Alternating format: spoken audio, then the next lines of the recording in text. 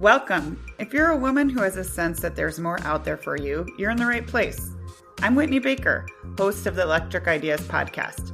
Somewhere along the line of work and kids, life carried on, but I lost track of my truth.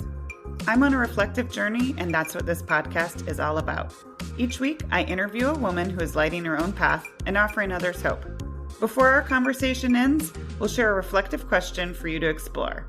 Sometimes all we need is a jolt, a fresh idea, an aha moment that connects us to a sense of possibility. This, my friends, is what I call an electric idea. Welcome back to Electric Ideas. I'm your host, Whitney Baker. Before we dive in, you guys, I have something super special to share. Next Wednesday, November 12th at 10 a.m. Central, 11 a.m. Eastern, I'm hosting my first ever live Ask Me Anything question via Zoom for moms. It's totally free. It's something I've never done before. You can bring your real life questions about managing energy, releasing guilt, reconnecting with yourself, any questions around any of the favorite topics I normally talk about on the podcast. If you can't make it live, no worries. I will send a recording to go out to everyone who signs up. You can find a link to sign up for the free Ask Me Anything call in the show notes. And if for any reason you don't see it, you can just drop me a line on Instagram and I will respond with the link. You can find me there at @WhitneyWoman. It's going to be a fun call. I hope to see you there. So now on to today's episode. If you are a woman who sometimes finds yourself running through the day on autopilot, multitasking, rushing, doing all of the things without realizing how disconnected you are from your body, I am so glad you are listening to this conversation. Modern life keeps so many of us stuck in this overdrive mode, and we are oftentimes, especially as moms, running on empty because it's what culture often tells us is expected of the all-giving mother. But the truth that I've had to learn in sometimes painful ways is that we can't sustain this pace without consequences. So today, my wonderful guest, Michelle Grosser, and I are going to talk about the cost of constant stress and how to start coming home to a more regulated, grounded state of being so that your baseline is improved. Michelle can speak from deep experience and relatability as a former trial attorney who now works with high-achieving women to help them step into an era of more sustainable success. Michelle traversed her own cycle of burnout in her high-pressure career, which is so common for women, and realized the missing piece for her was nervous system regulation. In her day-to-day work, Michelle helps people identify the subconscious patterns driving their stress and also helps them integrate practical tools to rewire their nervous system for resilience. Michelle also hosts the top-ranked Alive and Well podcast. As we tip into holiday season, I'm really excited to share this conversation with you because I know you're going to walk away with simple, practical ways to move and pause and play in a way that supports you in your ability to contribute to your family and your work from a place of overflow. So let's get into it. Hi, Michelle. Welcome to the show. Hi, thank you so much for having me. It's so good to be here. I know that many, probably I'd guess most moms can relate to that feeling of being overwhelmed with career and household and caregiving and all of the invisible mental list. You say that many women go through their days without that awareness of what's even happening in their nervous system. Yeah. Can you start by speaking into that a little bit? Sure. Yeah. So I guess big picture, our nervous system is really our body's command center. So much, the research is showing almost 98% of every thought we have, word we speak, and action we take is actually governed by our unconscious, right? Our subconscious mind, the state of our nervous system. So the way in which we see the world and interact with our families and our children and our communities and the people in our workspace is largely dependent on the state of our nervous system. So if our nervous system perceives that there's not enough time and there's not enough help and everything's going to go wrong today and there's so much stress and all of this stuff, we just see the world differently. If our nervous system is so overwhelmed by the tasks and the needs and the time and the demands and all of the things, that it actually shuts down, right? Gets into this freeze response. We see the world and operate in it very differently. And I think for so many of us, we wake up and life starts before our feet even hit the ground in the morning. And we're going from task to task to task to task without really having an awareness, one, of the state of our nervous system at any given moment and how that's impacting our day to day. And the work that I do is actually really helping women to understand that these different nervous system states show up somatically in our bodies. So how is our body communicating to us what's going on, right? The state of our nervous system. How can we notice those somatic cues? And then once we have that awareness, right? Awareness always comes first. Awareness precedes choice. Once we have that awareness, then we're empowered to actually do something about it, right? To shift the state of our nervous system. So that's really zoomed out. And if you'd like, we can get into, any part of that in greater detail, how it looks, how to shift, all of it. You're going to get into all of that. I will say what's coming up for me is you were talking about the difference between moving through your day without that awareness, or some women, their feet hit the floor and it's like it's almost like autopilot, like with my clients, the to-do list is almost running them and they just get going. I have found in my own life and my own practice that the more attuned I am to what's happening in my nervous system, the more I can catch myself earlier, especially with my body. And that's been a game changer for me. If I notice a certain place in my back and neck area tighten, if I notice my jaws tight, those are early warning signs. So I don't do what one of my teachers says, burn down the village. It's like if you can practice getting in touch before you hit that level 10. So That's I'm right. wondering if a woman wants to become more somatically aware of what's going on in her nervous system, but balance the reality of the busy, demanding lives most moms are leading, how can we begin to integrate that into kind of our day to day? Yeah, that's a really good question. I think with so much of work around somatics and our nervous system, it doesn't take a lot of time. It doesn't take a lot of external resources. We don't have to go out and buy things and it's not complicated, right? It's actually what are the small, simple things that we can start to incorporate consistently over time. So maybe it's just habit stacking a quick check-in on top of something you already do, right? You probably brush your teeth close to the first thing every morning, right? While you're doing that, could you just do a quick body scan and see where you seem to be holding tension? Well, how you described it for yourself is how it also shows up for me, right? When I am holding some sort of tension in my jaw, or I wake up and my jaw feels tight or clenched or sore, or my shoulders are creeping up by my ears. Or a lot of times I notice it also in my gut, like I'm walking around with this pit in my stomach, or everything just feels really tight there. It might be showing up as maybe your hands feel really jittery or your legs feel really jittery. It's hard to sit still.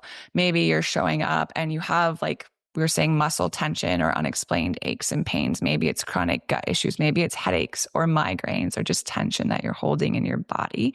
Setting up regular times to become more attuned to that. So maybe it is brushing your teeth. Maybe it's, every time you sit down and have a meal. So 3 times a day, you're just doing 10 seconds, right? Dropping in, noticing where your body's holding tension and consciously allowing that to just soften and release. Maybe it's every time you get in the car. Maybe it's, in the morning, sometimes before I'll even open my eyes, as soon as I come to consciousness, just a quick body scan to see what's going on before my day starts.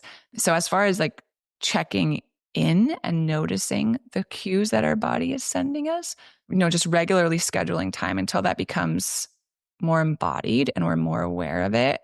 And I think the second piece to that is a lot of times we'll have an awareness that something's going on in our body, right? Man, I've had this headache all morning, or I feel like I don't have an appetite. What's going on today? But then there's so much to do that we just stop there and then we just keep going, right, with our day, or we pop an Advil, or, we grab another cup of coffee or what have you. So I think the awareness is great, but then there's 2 more steps, right? We have to gather information or have an understanding of okay, this is what I'm noticing in my body. Now, what do I do with that, right? That's the second step. We're pretty good at that, I think, as a people and society and like women that are doing all the things. Like we're really good at gathering information. We'll read the books and we'll listen to the podcasts and we'll like, we can gather information that feels really good. But it's really that third step is where we'll start to see transformation and healing and growth. And it's actually putting it into practice, right? So we have the awareness and then we gather the information, but then we actually have to do something with that and take action. So it's like, it's great that we notice our jaw is clenched in the morning, or it's great that we notice that our back, it feels like it's in knots and our shoulders are up by our ears, or there's a pit in our stomach and we can't eat breakfast. But then what do we do with that? Yeah, no, there's a lot of good stuff to go into that you shared. I want to reflect back of, yes, because we can't do something to support what's happening in our bodies if we don't know what's happening. So yes, awareness is the first piece. And you said maybe see if we can soften a little bit.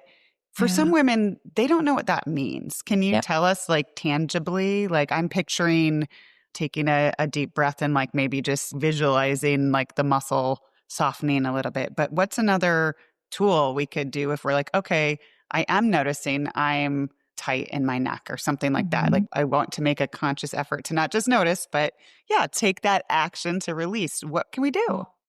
Okay, so good.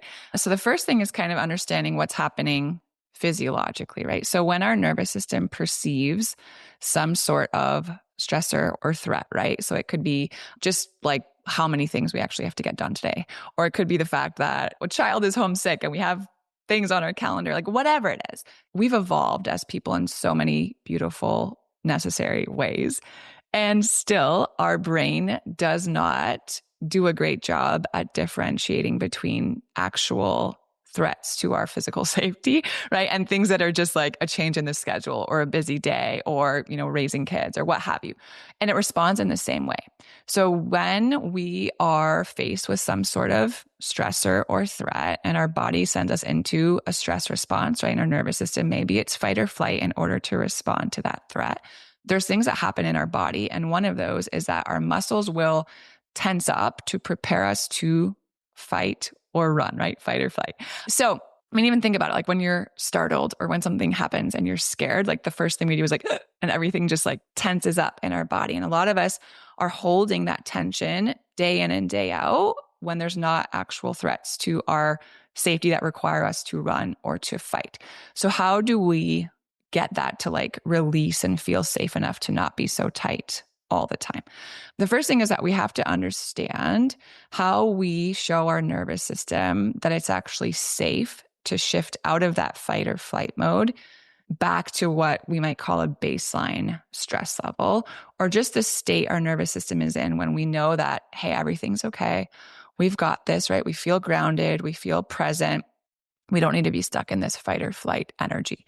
As we study the nervous system, we know that only 20% of the nerves in our body that are sending messages, right, all day long are actually taking messages top down. So from our brain and sending those messages down to our body, only 20%. The other 80% of nerves are taking messages that originate in the body and sending those messages up to the brain as cues of safety or lack thereof, right?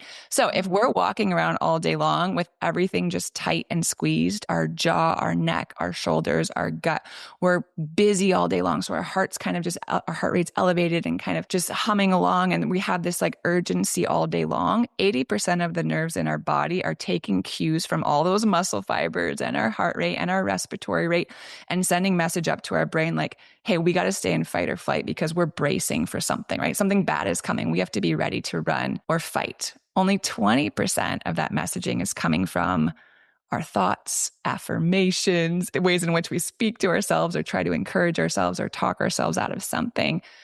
So that's why maybe you guys have experienced this. Like if you're ever really upset about something where you like feel it in your body, like you're either so angry or so worried or so sad, and someone tells you, they mean well, but they're like, it's not that big of a deal. Like, why can't you just relax, right? Why can't you just like let it go? Why can't you just, and you're like, I would love to, but I can't, right? Or like you have to, maybe you're public speaking and your heart's racing and like you're telling yourself and affirming, hey, I'm prepared.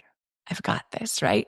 The top down 20% is making an impact. Is it helping? Sure. But if your body does not feel safe, it's like a losing tug of war all the time. So we have to communicate safety to our body, not through talking it out, not through our thoughts, not through intellectualizing it or coming up with a plan or all of these things that can be helpful, but the body leads and the mind follows. So, how do we communicate safety to the body? Our body doesn't understand, like we just talked about, verbal language. So, we have to communicate safety to the body through a felt sense, movement, sound, breath, right?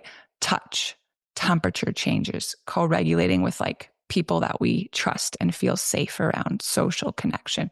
These are the language of the body. These are the language of the nervous system. So, having first the awareness, am I in kind of a fight or flight, very activated state, or am I in a freeze state, right? Where I'm procrastinating a lot or kind of feeling like I'm dissociated or disconnected or having trouble being present or getting things done. And then can I have these body-based somatic tools to help me either downshift if that's what I need, or upregulate, right? Upshift if that's what I need to help my body feel safe enough to be back to that baseline stress level where I feel really grounded and have access to the parts of my brain that I need to show up how I want to show up every day. Ah, I mean, just like picturing that awareness, I'm sure there's some women that are picturing being in that moment where they're telling themselves from a headspace like, chill Yeah. out, everything's fine. Yep. But then you can just picture your body. And if that's 80% of the messages we're getting, we're missing a big opportunity, right? Yeah, exactly. And it's really frustrating. I'm trying to do everything right, right? I'm really working on my mindset. I'm really working on, my thoughts. I'm really focusing on the way in which I speak to myself and think about things, all helpful. But if we're not communicating safety to our body, we're stuck. Yes, and we've all been there where our partner says, "Chill out," and it's like the worst possible thing they Yes. can say in the moment, right? It's just like, I would love to, but my, patterns or my body, nothing's cooperating. So I want to move into a little bit because I really like in your work that you're very clear with this distinction about tools. So we talked about being in that moment and with awareness, catching ourselves like shifting into this fight or flight mode earlier and kind of pattern interrupt, like breathing Yes. or that sort of thing. But you distinguish this from habits that we can practice that really potentially shift our baseline. So tell us a little bit more about the baseline and how we can even change that. Yeah. So kind of what we were just talking about with, breath or movement or different somatic tools or practices that I think are really helpful for us all to have in our back pocket when we're feeling any sort of way that we can use these tools to help us come back to a place of feeling more present and grounded. But at the end of the day, if we're so reliant on those to feel grounded, right? They become, I think, in a sense, like band-aids or crutches where we're just kind of chasing these tools because I woke up feeling anxious today, or like, I'm like procrastinating and I can't get this done, or my anxiety about this, or my, whatever it is. And then we're just like kind of running through these tools or to these tools to help us feel better. Is there a time and a place for them? Yes, absolutely. And I think it also begs a curiosity for what is driving those perceptions, sensations, patterns, feelings, what have you, to begin with, right? What's actually the root of why I'm experiencing anxiety all day or procrastination, or, I'm busy all the time and have a really hard time relaxing, or why I snap so quickly when my kids are frustrating me or not listening or what have you. So I think it's, I've heard this metaphor of like a bathtub. Like our body's like a bathtub. And the bathtub is like the faucets on full blast. And this thing is full of water and it's just like spilling out everywhere, right? And so often we feel like that. There's two things that have to be done to get the bath water at like an appropriate level to use the bathtub. You have to turn off the faucet. So much of our daily habits, it's like we have to start limiting input. We are limited beings in a lot of ways with limited bandwidths and limited capacities. And starting to understand and appreciate and live within those, right? Set the boundaries that are needed there, help to create space. And then the other thing that we can do is like pull the plug, right? Like pull the plug in the bathtub and let a lot of that drain. So when the tub feels like it's overflowing, we have these tools in the moment to help ourselves feel more regulated. And like, what are the faucet and the drain things in our life, right? That are like contributing to this quote unquote problem or how we're perceiving our day to day. What are the things that are driving the root level causes for our dysregulation or the states that we're experiencing? So I think there's a lot of things that can drive that. And if you want, we can talk about that a little bit. And then there are practices that we can incorporate on the day to day to really increase our capacity, frankly, increase the ability for us to hold stress and what life throws at us without it sending us into a stress response. And ultimately, that's at least what I and my clients want, right? It's like I want to be able to hold all that life throws at me, running businesses, managing teams, raising a family, managing my household, and all of these things. I just want to be able to do it without it causing me to feel anxious and stressed and worried and exhausted and depleted all the time, or whatever that feels like for you. Yeah, that makes a lot of sense because it's like we get to explore some of the foundational choices we make in our day to day lives and make changes proactively. And I think that that can be very scary, but also very empowering instead of trying to put out a fire with these tools when we're kind of in a kind of, I say, like the emergency territory. Like you said, it's great to have both. We're all human. We're all doing our best, but as moms, we're all going to have moments where we reach our capacity, even you and me who practice all of these tools. And that's why we have them. But I really feel like integrating habits in our day to day that also don't necessarily take that much time can really change that baseline, like you said. So Yeah. I'm being pulled just because you are like such a expert on the somatic piece. I want to talk about movement and why that's one of these habits, but I want to talk about it from a perspective of even like physiological response in our body and like stress cycle completion. Can you tell us a little bit about that? And then also just how you use movement proactively as a habit to establish a healthier baseline for our nervous system? Yeah, for sure.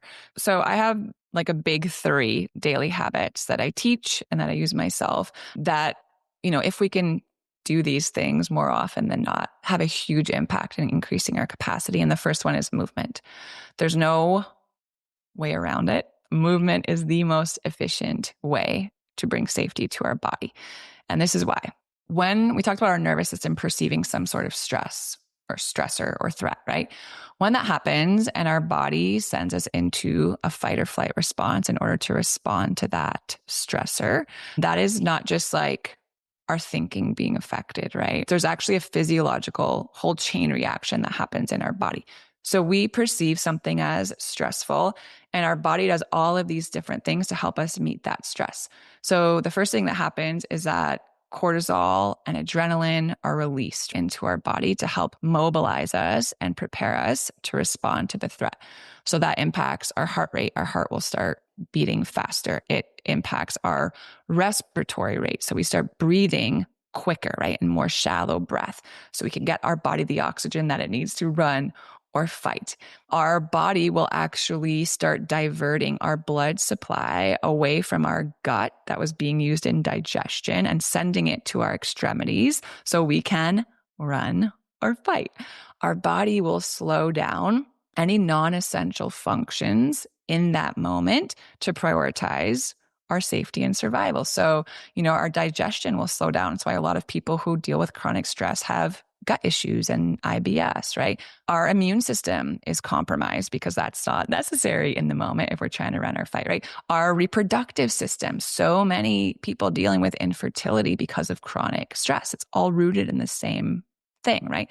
So all of this is happening in our body and we're being prepared to run or fight. Now, thousands of years ago, when we perceived, I don't know, like a sound in the brush and we're like, it's a tiger or a lion, right? We've got to run or we've got to fight. We actually did that, right? We followed the impulse of our body and we ran or we fought. And then we evaded the threat and we got back to our people and sat around the campfire and we ate and we shared stories and we had a good night's sleep. And then it was, a few weeks or what have you before another stressor like that hit our system. But now that's not how it is, right? We're not evading actual physical threats to our safety day in and day out. It's, the constant emails and notifications and requests from our kids and schedule with no margin and, what have you. So not only does our nervous system not have time to like recalibrate and come back to baseline before the next stressor because it's constant, but we experience this perception of a threat. Our body still does the same thing that it did thousands of years ago, prepares us to run or fight, but we sit at our desk all day, or we try to just breathe and calm ourselves down, right? Or we're stuck in the carpool line and we don't have any time to move our body. And that impulse is never addressed or never met, right? Our body's sending all the signals, hey, something's going on that you got to run or you got to fight. And we're kind of suppressing that impulse and we're staying sedentary. And what happens is that, what we resist persists, right? So it's like that impulse to move doesn't go away. It just gets stronger. And all of a sudden we see all these physical manifestations of unprocessed stress and trauma. So when we are experiencing stress and we actually follow through with what our body is telling us needs to happen, movement, right? Even think of like the term fight or flight. Every cell in our body is primed for movement. So when we move our bodies regularly, and doesn't have to be like CrossFit or something really high intensity. It actually probably shouldn't be. But just, man, like going for a walk, doing some stretching, right? Shaking, dancing, just like moving your body. We're telling our nervous system, I hear you. I'm actually moving and responding to the threat. We're safe and we're good. We can just relax and come back to baseline. And then, we go from that place. But when everything in our body is telling us to move, movement is the most efficient way to signal safety. I'm following through on the impulse of my body. I'm signaling that it's safe enough to shift out of fight or flight and come back to the place where I feel really calm, centered, grounded, what have you. Yeah, so good. I always picture an animal in nature where that's being chased, like have that shake cycle, kind of like you see them like shake off their back or shake off their stress. Yes. And sometimes I will be like, okay, I need to be that animal. Like I need to find a healthy way to discharge that stress energy That's right. and be conscious of it. Well, I think we can all understand that. And I agree. I just wanted to echo what you said. I mean, I feel like a lot of ambitious women who I work with leave the office or, leave a harried dinner situation and then try to do a HIIT workout. And listen, there's space for it all. And I'm all for finding any way to move your body that feels good. But from a cortisol level perspective, I've found that integrating softer movement where I'm not pushing, moving, where I'm just receiving a little bit more into my rhythms for the week Yeah. has been so supportive and lovely. I love that. Yeah. I mean, that's so wise. Our body, our nervous system doesn't do a good job of differentiating between what we might call good stress or bad stress, right? Stress is stress. So whether it's like, the inbox that won't get to zero or, the text that's very triggering, or it's a really high intensity workout, those are all stress on our body and we respond in the same way. So sometimes when we're feeling really activated or like really amped up or anxious or like in this space and it's like, oh man, all I want to do is like go for this really high intensity workout. It can feel really cathartic, right? But I would just encourage you, if that's been a coping mechanism, notice, right? How do you feel 2 hours later? Because it's sometimes that extra stress with a really high intensity workout will actually drive the release, like you're saying, of more cortisol and stress hormones. And then our body has to respond. So in the moment, it might feel like a really good release, but it may actually be increasing stress and anxiety and exhaustion and the things that we're actually trying to help. That's helpful. I want to make sure we have airspace for what your favorite, what you say big three are. So we dove into movement. Let's talk about stillness. I know that this is a huge practice for me and a game changer, but not something that was modeled for me. And I think that in this overstimulated, high demand society we live in, we become moms and there's always something we could or we feel like we should be doing. And so we don't really give ourselves those chances to shift into the sympathetic mode, right? Yeah. And I think there's so many factors that lead to this, right? Like the way in which we're expected to raise families now is so different than I think how it was or how it was designed to be. I think we do a lot of it on our own, where there used to be, I think, a lot more of a community aspect to it. So just the demands of motherhood and managing a home. And then for those of us who work outside of the home also. And even just like the information that we're just bombarded with constantly. Don't quote me on this, but I read a statistic, I don't know, a few years ago, and it said something like one publication of the New York Times today includes the volume of information it would take someone 17 years to consume 100 years ago. Oh my So God. like it's right. It's insane. And our bandwidth is limited. So when we're constantly being hit with input after input, the notifications, the email, the social media, the requests, the after school programs, all of the things that we just, take up our attention and our bandwidth and our time, all of these things, we have to create spaces that are just still because that's ultimately how our brain is function and designed to do so many things that we need it to do, right? To like clean itself, to compartmentalize, to organize itself, to allow for creativity and like all of these other things that we need that can't happen in the busyness of the day to day. So making space for stillness is necessary for our brain. From a nervous system perspective, you talk about stillness being modeled or not modeled for you. For so many of us, I have the same experience. When we have not been intentional about allowing ourselves to be still, that is very unfamiliar to our nervous system.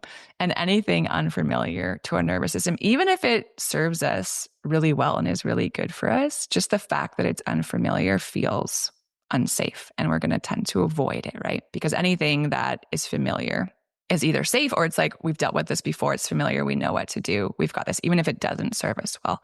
So when we're not being intentional about including moments of stillness in our day or reduced input, when we try to experience stillness and rest and recharge and be present and slow down and all of these things we know we need, it's so uncomfortable, right? It's almost like, man, I'm just like busy all the time. I feel every moment. On the weekends, I want to sit and just like be present with my kids or just read a book or just whatever. But it's like all the laundry that has to be done. And I see like my laptop is right over there. I could just grab it and multitask while I'm watching a movie with my kids and it's really hard for us. So it's almost like a muscle that we have to work, right? That we have to grow every day and stretch our ability to be still and find safety in stillness. And that can look like a lot of different things. It doesn't have to look like, a 30-minute meditation practice in the morning. It can just look like, on your morning or afternoon commute, like, can you do that in silence? Can you go for a walk over your lunch break and leave your phone on your desk, right? And not bring your earbuds and just be in silence? Can you fold the load of laundry just with your thoughts and not have the TV playing in the background? Like, what are these little pockets throughout the day that you can start to stretch your capacity for stillness and give your body, your mind what it needs to space to do in those moments? I'm really loving the nuance of this because you're looking at stillness as not necessarily having a completely still body, but it's bringing me back to the bathtub analogy that I love that you shared, because sometimes the reality of life for moms is that there is a lot that we carry, but what is in our control is to not expect ourselves to like be multitasking, to give ourselves that gift of monotasking and cutting down on those inputs a little bit. I'll give you an example from my life that was lovely, but it's so weird that I had to think about this so much. One of my daughters has a after school program that's like 15 minutes away. And I was like, you know what? I've been on technology more than I usually like to, and I could feel it a little bit. So Yeah. I like texted my family, I'm leaving my phone at home just so you know, like no one's going to be able to reach me for half an hour. Even that is liberating, but it just almost felt like a little sad that it's like symptomatic of where we are in society, that has to be this big proclamation. Yeah. But yeah, it's limiting the inputs. That I think that's going to be a game changer for some women who are thinking about this. Like you might not be able to pause completely all the time as much as you would like to, Mhm. but you can put a boundary around, what's coming in a little bit. Yeah. And ultimately that's so beautiful about your phone. And we all have the option to do that. Right? Yeah. These are choices we have to make. And ultimately when we give ourselves those spaces, it does increase our bandwidth and our capacity, right? Because when it's coming at us all day long and we haven't had any moments of stillness, and you probably hear this too, but like so many women I work with, they're like, man, it gets to 5 o'clock and I'm like done. I'm trying to make dinner and I'm so irritable and I'm snappy and like everyone needs something and everyone's hungry and like I'm trying to like put this and manage the homework and whatever. And it's like clockwork, right? Like that 5, 6 o'clock hour comes and I snap and then dinner and then homework and then baths and then bedtime. And the rest of the day just has this like, ugh to it because you haven't made any space all day long and you have no more bandwidth. Yes. Oh my gosh. This is the exact same thing that I talk to a lot of my clients about because it's like we're going in hyperdrive all day. We expect ourselves just to like zip in and be like cheery, connected, present mom during dinner. And then we haven't tended to ourselves all day. And then we snap, we're exhausted. And then it's a shame spiral. It's a Yeah. cycle. And I really feel like these intentional pattern interrupts that you're talking about that can weave into your everyday, like lessen the inputs a little bit. See if Yeah. you can, boogie out to one crazy dance song, take a minute in the bathroom to like release that stress cycle, like movement, Yep. stillness. I feel it can really be a game changer. So we don't get to that dinner point where we want to be present mom and have nothing to give. Yeah. Part of that daily stillness also is that we're teaching our body how to shift states.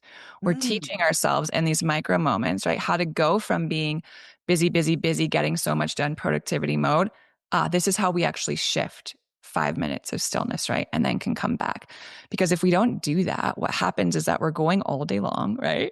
It's like the Hmm. engine, like you said, is always humming. And then it's 10 p.m and we're in bed and we expect our body to automatically just know magically how to shift off into a place of stillness to get a really like restorative night's sleep so we can just go all day long tomorrow, right? And our body's like, whoa, I don't know how to do this, right? I don't know how to shift off. I don't know how to downshift. I don't know how to get to a place where I can be in a deep enough of a parasympathetic state to actually like and do what I need to do while I'm sleeping. It's really a cycle. Well, I know we're getting pretty close to time, but I love talking about play, and I know that that's your other of the big three, and it's a passion of mine because I do feel like a Um, lot of the conscious leaders I follow are so good at getting us to decompress and relax and be in that kind of soulful, quiet space. But I mhm. also feel like a lot of women want to feel like that sense of inspiration and feel lit up and excited and playful and light in their life too. And I think that is a practice. So tell us about connecting with play and maybe why you think it's worth pursuing Yeah. and maybe a small way, like we're talking about, maybe a small way we can weave it into our day-to-day rhythms. Yeah. Yeah. So this is one that I'm an attorney by training. I've always been so comfortable like getting things done and being hyper productive and, with my time and just all these things. So I think for a long time for me, play felt superfluous or like an afterthought or something that like it'd be nice if I could get around to it once in a while. And then 2 years ago, every year I choose a word of the year. My word of the year was joy, which incorporated a ton of play. So every time I had the opportunity, I was going to choose play over meetings, play over appointments, play over, sitting down and, working on something like anytime there was a pocket. And that was the year that I've I made the most money I've ever made. That was the year that my relationship with my husband really like took a next level. Like it was just so fun to be together.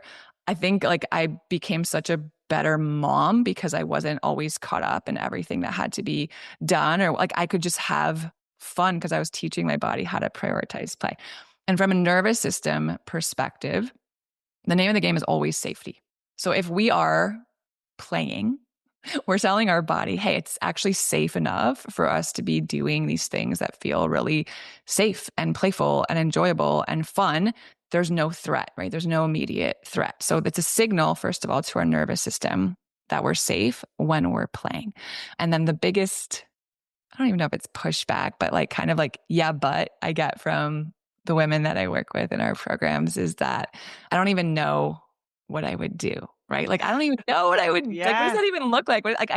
And here's where we just get to like not overcomplicate this and not overthink this. Like sometimes play looks like, just grabbing a soccer ball and going with my daughter in the backyard and just playing around with her. Sometimes it's baking. Sometimes it's putting on my favorite song and just, cleaning the house to that. Sometimes it's shooting hoops in the driveway. Sometimes it's an instrument. Sometimes it's grabbing a skateboard, like whatever the things are that really like you were able to lose yourself in when you were 9, 12, Yeah.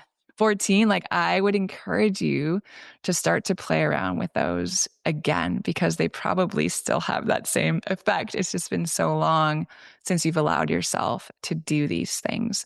So it's not always, sitting and playing Barbies with my kids because that's not always fun for me. But Yeah. it's things, right, that just light me up that I can get lost doing. And I don't have to do them for, 45 minutes every day and go out like this big rigid thing. But like, how can I just weave more of that into my week, into my day to day? Because I deserve it, first of all, right? And it fills my cup and it's so regulating. And frankly, it helps me show up in all the other roles that I play better. Yeah. That's such a beautiful place to, and I really think play is a portal to being present for that mom who we just talked about that I've been and I know Mhm. is out there who's just like wiped. Okay. If you can shift into like, okay, you want to go outside and do something for 10 minutes, even though Mhm. you got the dishes, you got the homework, it can be such a game changer in terms of shifting your energy. Sounds like shifting your nervous system.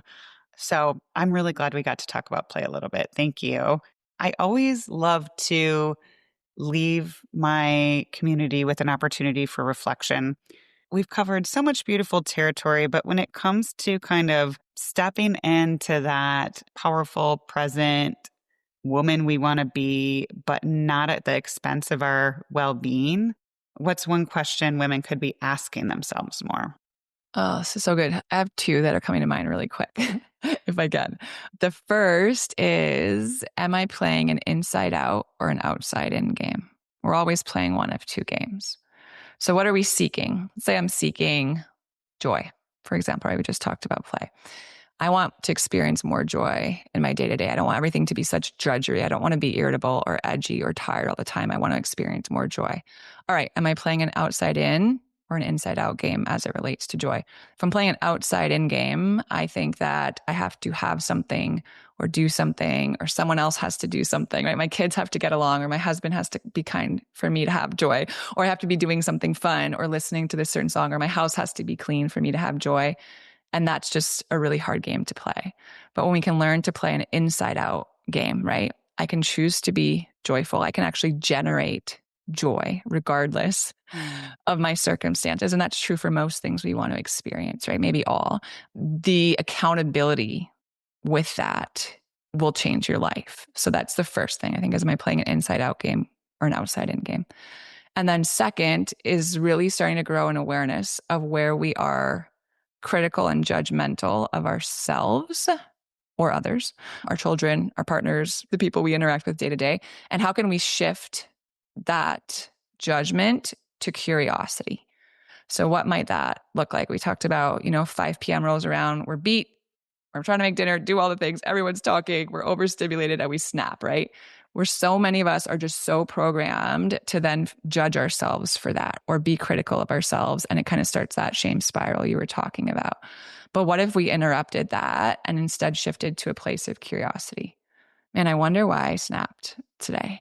Oh, wow. I have been responsible for so many things today. And like, I've done nothing to fill my own cup, right? I have all these needs I haven't expressed. And now I'm feeling resentful. I've had the TV or the radio or podcast or something going all day long, right? I've been in and out of emails, well, whatever it is. But when we get curious about why we do the things we do, that tees up compassion, which is the starting point for any healing and growth. That's such a wonderful place to leave us, Michelle. Thank you so much for sharing all your inspiration and wisdom today. I know people are going to want to find you and follow and support your work. So where's the best place to do that? Yeah, thanks. If you guys already listen to podcasts, the best place to find and connect with me is at my podcast. It's called Alive and Well.